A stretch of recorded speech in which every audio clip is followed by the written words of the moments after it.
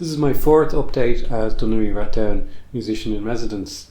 This week, along with the usual progress update on the composition I'm composing, I'm going to talk a bit about classical guitar and some of the techniques of classical guitar, and also a bit about some composers and guitarists in the classical guitar world who influenced me over the years. And there's a playlist attached to this video in the description, a YouTube and a Spotify playlist featuring some of those guitarists, and also if you go to my blog daveflynn.com and press on blog, you'll see the playlist there and me writing a bit about all the guitarists and the composers and how they've influenced me. I'll talk a bit more about that later, but first of all I'd like to just do a progress update. The last few weeks I've been talking about what will be the last movement of the piece, because the piece is going to be in two sections. Originally I thought I'd do it in three, but I've decided to do it in two sections, two movements, and just that's what feels right for the piece now. And so this first movement that I'm working on recently is quite different to the previous movement. I'm calling it Dún Laoghaire Harbour, and it's an idea for a piece I've had for a long time, since I was like 19 or 20, just walking around Dún Laoghaire Harbour, Dún Laoghaire Pier, and hearing the sounds that are around there. It's quite, when you've got a composer's ear, it just seems quite musical, like a symphony, a natural symphony, a mixture of natural sounds and human-made sounds. And so in this movement I'm going to try and capture some of the sounds of Dún Laoghaire Harbour, and this is another way of composing that I've done a bit of before, just kind of been influenced by non-musical sound, shall we say. Like I wrote a piece a few years ago called Flying into Shannon for the Irish Memory Orchestra, and how I wrote it was I was on an airplane literally flying into Shannon, and I decided to record the sounds of the plane on my phone using the phone sound recorder. And when I got home, maybe a few days later or whatever, I took out the recording. I started writing down in sheet music form what I heard, the kind of pitches and the rhythms of the plane, and the sound of the engine, and the landing, and the various different the whistling sounds you hear on a plane. And so I just turned that into a piece of music. So I'm going to do something similar with this. I've been listening to harbour sounds and pier sounds on various different videos, and so what I found was one of the most distinctive sounds from a harbour comes from boats, and two different types of things from boats: the sound of the halyards, the kind of bell-like sounds, and also the creaking sound of the wood of the boat. So I've got some techniques to try and imitate those. I figured out what pitches were coming out of the halyards, and there's some of the rhythms as well. And so I noticed the pitches were like an A, a D, an E, and a C sharp, those kind of notes. And they're quite bell-like sounds, so I'm using harmonics on the guitar, which I talked about last week, these kind of sounds. So if you listen to a halyard on a boat, it can kind of be a bit like that sometimes, or they two can go against each other, like.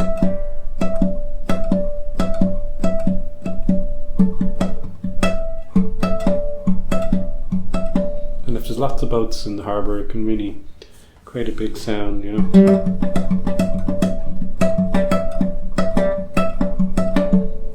And it can be kind of strangely quite rhythmic, because the wind blowing or the water rocking the boat or whatever, it makes into a kind of a regular pattern that can kind of go in and out. Like the lower note can be like, and then stop for a while and then come back in again. And around that you've got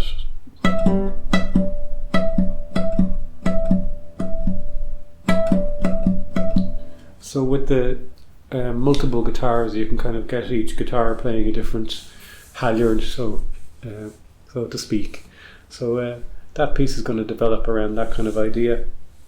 Another sound in the piece, the sound of the creaking of the wood of a boat. I've adapted a technique I learned from a piece by a composer called Avril Kinsey, a South African classical guitar composer, and she has a piece where she's imitating the sound of a boat going through the reeds, and it's like this kind of sound. That's just putting your fingernail on the fretboard and moving up the fretboard.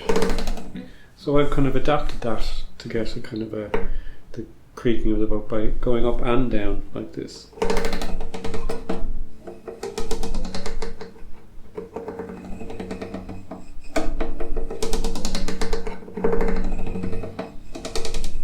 And I might also use some kind of sounds like the sea or the water, just rubbing the guitar.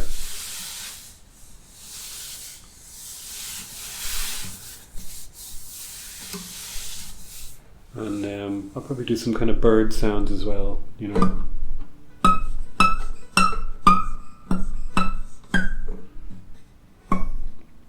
It's another technique that Avril Kinsey does to imitate certain birds.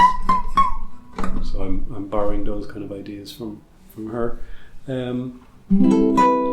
So that's update on the piece of music.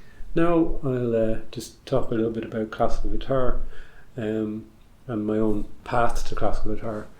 So when I was about 15 or so, I started listening to a tape in the house of the great guitarist John Williams, and I couldn't read sheet music at the time, so I just had to learn it by ear. And so the first classical guitar pieces I learned were literally learned from a cassette tape by ear, figuring out what he was doing and playing it methodically. I'd be fast forwarding, rewinding the tape. It'd take a long time, but I learned a few pieces that way. And then as time went on, I taught myself how to read sheet music. But like for 5 or 6 years, 7 years, whatever, I was teaching myself classical guitar. I never had any lessons, which is probably quite unusual. Classical musicians are usually taught from when they're quite young. So I came to classical guitar with a different perspective, I suppose, as a self-taught musician. And then when I was about 21, I saw the great Irish guitarist John Feely in concert, and at that stage I maybe thought I'd brought myself as far as I could in terms of teaching myself classical guitar. So with a bit of encouragement from my mum, I went up and spoke to him after the concert, and then asked if he was doing guitar lessons, and he told me to come in to see him at the DIT College of Music in Chatham Row, which is now TU Dublin. And so I went in and I played for him, and he told me there was a lot of work to be done, but he'd take me on as a student. And so he said about, I suppose I had some bad habits I'd picked up, and he was correcting them and helping me develop technique. And John was a great teacher to have. He's a fantastic guitarist, one of the he's one of the best in the world, really. And so to have him in Ireland and as a teacher is fantastic. So yeah, I studied with John pretty intensely for 5 years, and that was kind of my formal study in classical guitar was there. Those 5 years from the age of 21 till 26, and then I stopped focusing on the classical guitar really, and I was more focused on being a composer and traditional music and that. But I still kept playing some classical pieces. But my technique is probably unusual compared to most properly trained classical guitarists, people who were in it from when they were young, or who stuck with it over the years. You'll see me holding the guitar like this. This is kind of the standard way of holding a classical guitar with your foot raised on a footstool, and or some people use as an extension you can put here, stick the guitar to raise it up. And I used to have one of them, but I don't actually play like this very often. Only just certain pieces. The reason the position is like this is because in classical guitar often you'd be going up quite high in the fretboard, and you need to, holding the guitar like this with a lot of room here can get you nicely up the fretboard like this. So it's kind of the most convenient technique, I suppose, to be smoothly going up and down the entire neck of the guitar. But there's a lot of pieces I play, a lot of music where I don't need to do that. So you'll have seen me on some of the videos and some of the some of the chats I've been doing. I'm often just playing like this, and this is how most kind of rock, pop, folk guitarists, jazz guitarists would hold a guitar. I find it a much more relaxed way to play. And I can adapt and play up here. I've learned to do that. So I don't necessarily need to do this, but I do. Sometimes it just feels right for a piece to be playing like this. Some other aspects of classical guitar technique that are different. You're never supposed, your thumb on your fretting hand, you're never supposed to have it. People aren't supposed to be able to see it. It should never pop up above here. That's what you're taught. Your hand should always be like this, that you never see the thumb. Although, like in the 19th century, 18th century, guitarists were using their thumb. Funnily enough, there's some works by composers like Napoleon Costa where they actually indicate to use your thumb. And when I was teaching myself when I was younger, I used my thumb naturally and just came naturally. And you'll see a lot of guitarists doing that, rock guitarists, and so sometimes I still fall back into using the thumb, and it's not correct classical guitar technique as in the modern era, but it used to be fine for classical guitarists to do. And I my philosophy on playing guitar, no matter what style, is just play what feels right, and if you can do it and it works, who cares, advantage I have over some guitarists, I'd say, is I have quite long fingers, big enough hand, so I can maybe get away with using the thumb and still getting away with doing things that guitarists with smaller hands probably can't get away with. So I'm lucky there. Some essentials of classical guitar. There's a toolkit, classical guitarist toolkit. So strings, nylon strings. These are the ones John Feely recommended to me when I was a student, and I've stuck with them ever since. D'Addario EJ45. I'm not sponsored by them. This is not an ad. This is what I use. The guitar itself. There was a question after my last video. What's this guitar? This guitar was made in 2000 by a Dublin guitar maker, Patrick O'Toole, who is the uncle of Redmond O'Toole, another classical guitarist who I studied with. I didn't study, he didn't teach me, but I was studying classical guitar with him at the same time. We were both in the same college at the same time, and we were also members of the Dublin Guitar Quartet together. So yeah, his uncle made this guitar, and I actually bought it from John Feely years and years ago. This is my second guitar. It's not my main classical guitar. My main classical guitar is elsewhere, and I can't access it at the moment, so I can't use it for this. But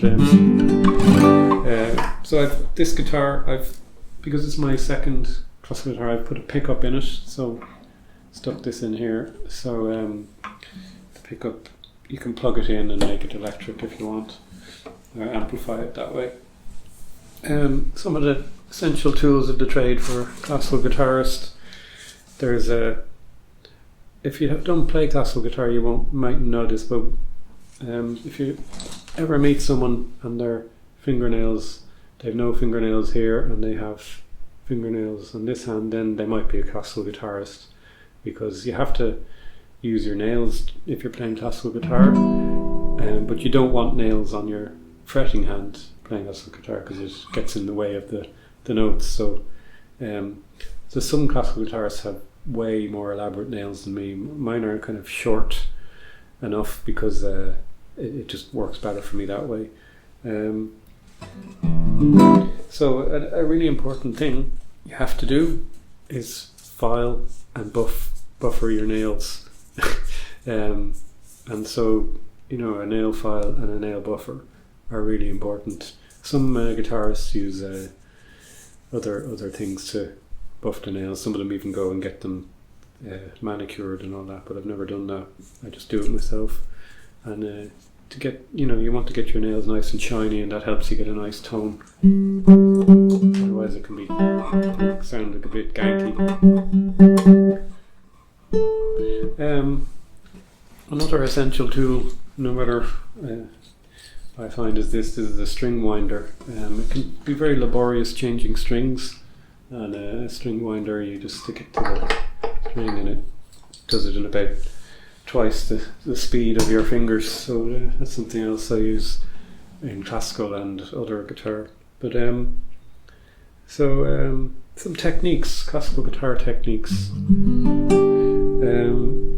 So on the playlist, the first guitarist I have on the playlist is Julian Bream, and he'd be my favourite classical guitar player. And he, one of the reasons for this is because he's brilliant with the colours of the guitar. What they call the colours is the different sounds and tones you can get, and he made the guitar sound like an orchestra by switching tones. The normal kind of tone is in where you normally would play. Kind of the natural position is here on the guitar, just above the sound hole. But then you can get different colours by, if you're playing just here in the fretboard, you get a more kind of beautiful, mellow sound, more singing kind of sound. And then the opposite of that is down here, you call it sul ponticello, by the bridge, and it's more harsh.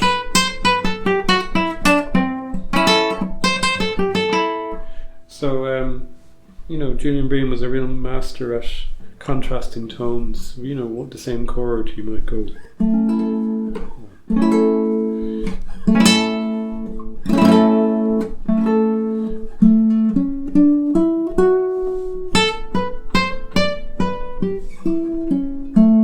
So he'd sound like different instruments that way. So Bream was really influential on generations of classical guitarists, and a real innovator, and he commissioned some brilliant works as well.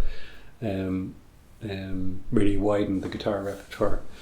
On the playlist I also have a few different guitar composers, Roland Dion's, Leo Brouwer, and Dusan Bogdanovich. They're kind of contemporary guitar composers.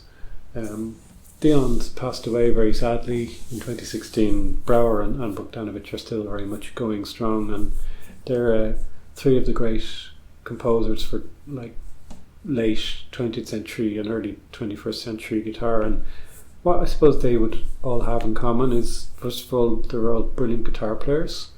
I once saw Roland Dion's and Dusan Bogdanovich do a concert together, each doing one half, and then they joined together and improvised together at the end for the encore, which was amazing to see. They were fantastic because they both share, and with Brouwer, like, they all share this love of different types of music, and that's similar to me. They all play classical, and then they play other styles and learn from other styles, like the folk music from their native areas, and rock music, jazz, and all that. Like Bogdanovich is the least well known of the three, but I found him very interesting because he uses Bulgarian rhythms and he's from Serbia, but he uses rhythms from that Balkan area.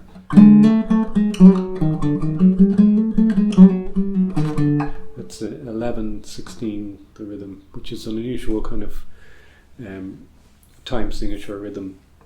You don't get it in Irish music or rock music very often.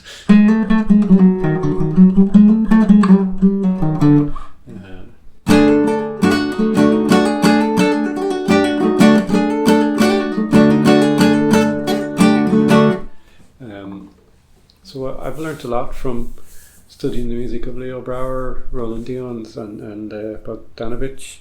Actually, both Bogdanovich and Dion's I learnt directly from, in a way. I was there's a great festival in Germany called the Nürtingen Guitar Festival, and there the first year I went to that in 2000, I was part of a guitar orchestra that Roland Dion's ran.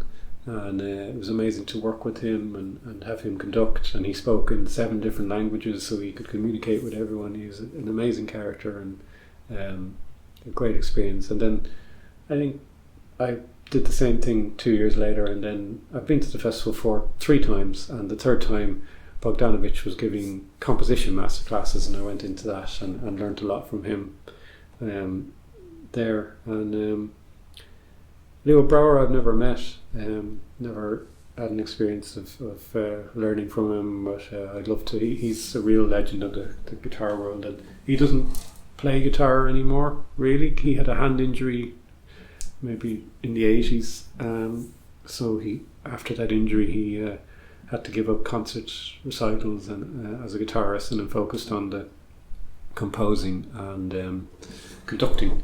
And on the YouTube playlist you can see him conducting a guitar orchestra and also playing some music by Astor Piazzolla himself. Also on the playlist, Pepe Romero from the famous Romero family from Spain. And there was a period when I was studying classical guitar where I spent a lot of time with the music of Joaquin Rodrigo, and Pepe Romero is a real expert in Rodrigo's music. And I've never seen Pepe Romero live, and I would have loved to have seen him, but he's part of his brothers and nephews, the Romeros. They're fantastic Spanish guitarists. Also on the list I have a piece by Steve Reich, the American composer, who doesn't play guitar. So he had a really interesting approach when he was asked to write a guitar piece. He wrote a multiple guitar piece called Electric Counterpoint, and he wrote it for a jazz guitarist, Pat Metheny. But now it's considered one of the great pieces in the classical guitar ensemble, or multiple classical guitar kind of piece, and lots of classical guitarists have played it and recorded it. But I love Pat Metheny's version particularly. Just something about having the jazz kind of approach that makes it sound just perfect. That's the piece I love.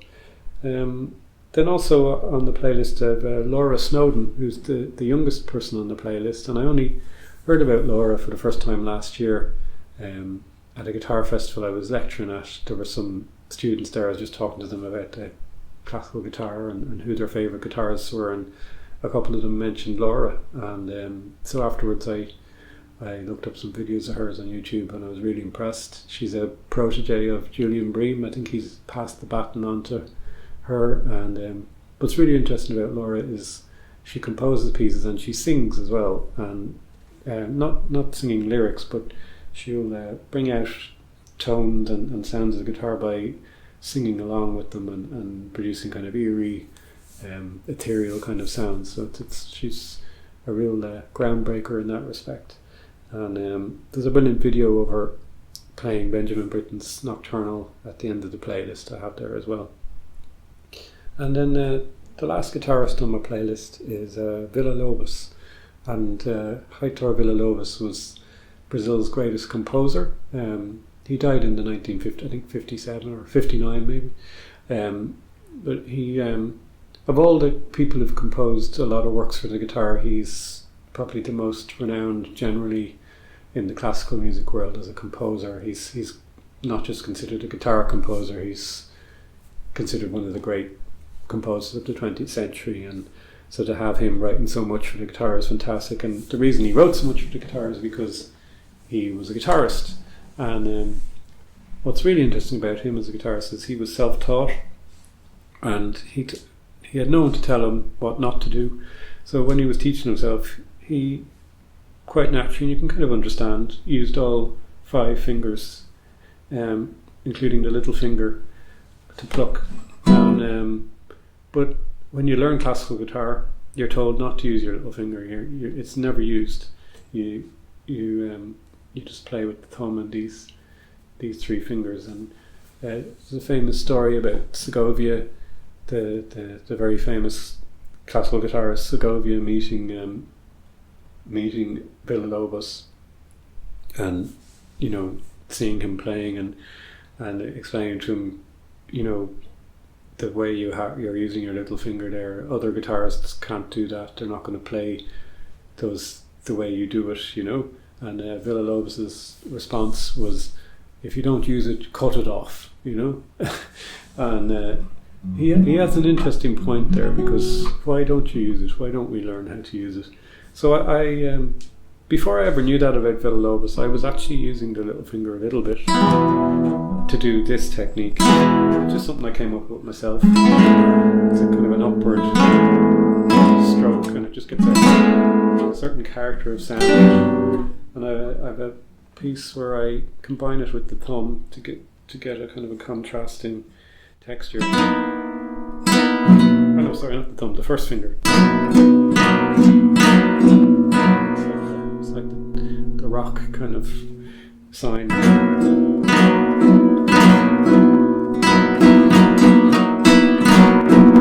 And you can't quite get the same. If you use your third finger, it's just, you can't do it. It doesn't really work the same way. So I was doing that naturally, and then I heard about a man called Charles Postlethwaite, who had studied about this Villa-Lobos and his 5 fingers, and Charles developed his own 5-finger technique and wrote a book about it. And then he asked, I got in touch with him and told him that I was using the little finger a bit, and found his book really interesting. And so after a while he asked me would I compose a few pieces for him, and he was doing a new book of specifically to use all 5 fingers. And so I wrote a few etudes for that book, and they were published by Mel Bay, and the first time I ever had any pieces published. And so that was great. And at the end of this video, you'll see me playing one of those etudes. I'll just explain, like, the etude that you'll see me playing is etude number 2, Homage to Bucco, a homage to Hugh Buckley, the jazz guitarist, and it uses some jazz kind of chords you might find in jazz music. But one of the main advantages of using the little finger of the plucking hand is that you can play chords very cleanly with 5 notes in them. If you just use your thumb and 3 fingers, you can only cleanly play 4-note chords. To get a 5-note chord, you have to kind of break it up a bit, or force it a bit with the thumb. So you'll see a lot of guitarists playing like that, breaking chords, which can sound nice, but sometimes it's nice just to get a chord that sounds clean without being broken. And so the study is all about that. If you use your little finger, you can just get the 5 notes.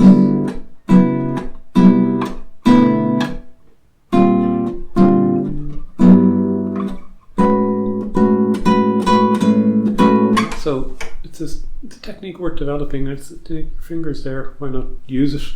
I haven't developed it fully to the point where I can play it as fluidly as Charles Postlethwaite would have done. Charles passed away there last year, very sadly. There's another thing I can do with the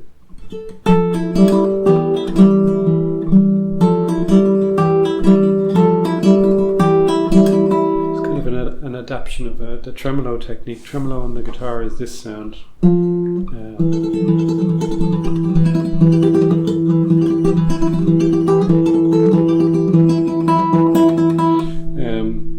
But if you add your little finger in, you can make it a continuous.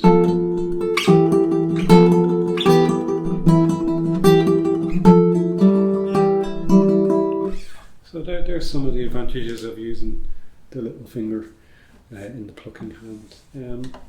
I think I've spoken for more than enough time. So that's the end of my update for this week, and hope you enjoy the playlists. Remember daveflynn.com and go into the blog and you'll see them. And if you have any questions, any more things you'd be interested in me talking about over the next few weeks, please let me know. And so that's the end of my talk for this week, and here's a video of me playing Etude number 2, Homage to Bucco.